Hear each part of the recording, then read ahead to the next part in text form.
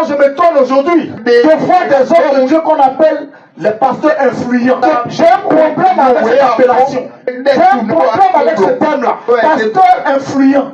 Partout où ils passent, on déroule des tapis. Dans la politique, ils sont les bienvenus. Pour le monde, ils sont les bienvenus. Chez les croyants, ils sont les bienvenus. Attention, attention. Nous avons un modèle. Jésus-Christ est notre Dieu. Quand il est venu sur la terre, il n'avait ni beauté, il n'avait rien pour attirer nos regards. Il avait un caractère. Et son caractère, c'était d'appeler blanc ce qui est blanc. On cherchait la vérité.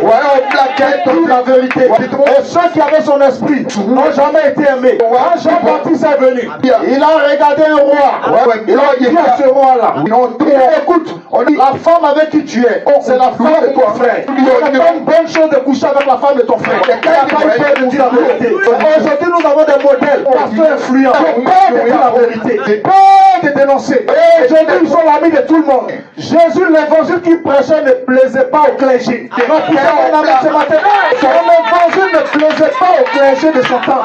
Mais pourquoi le lapidait-il? Parce qu'il dérangeait. Il n'était pas l'habit de tout le monde. À un tel point qu'il n'avait même pas un endroit pour reposer la tête. Il n'était pas aimé. Et aussi tous ceux qui marchaient avec lui n'étaient pas aimés. Regardez comment Jairus a été excommunié. Parce que sa fille se mourait. Il est allé vers Jésus. Pour ça, son église l'a chassé. Si le même esprit qui était en Christ habite en vous, rassurez-vous, vous ne pourriez jamais être aimé par ce monde. Ce monde doit vous vomir. Ce monde doit vous rejeter. Comme Christ a été rejeté.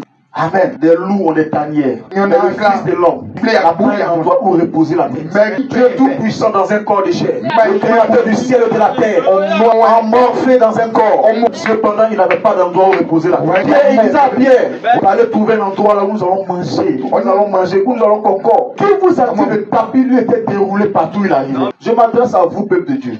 Faites attention. Nous sommes dans un temps où Christ est en train de rassembler sa sémence. Aucun véritable et authentique fils de Dieu ne restera en dehors de la bergerie. Il dit, je ne perdrai aucun de ceux que le Père m'a donné. Ceux qui sont là avec moi au temps présent et ceux qui sont encore dehors. Ils doivent tous entrer pour former un seul troupeau. Ce que nous appelons le corps mystique du Seigneur Jésus-Christ. Et au son de la trompette, nos corps seront changés, nous partirons. Amen. Vous pourriez avoir été un aiglon dans une basse-cour pointant.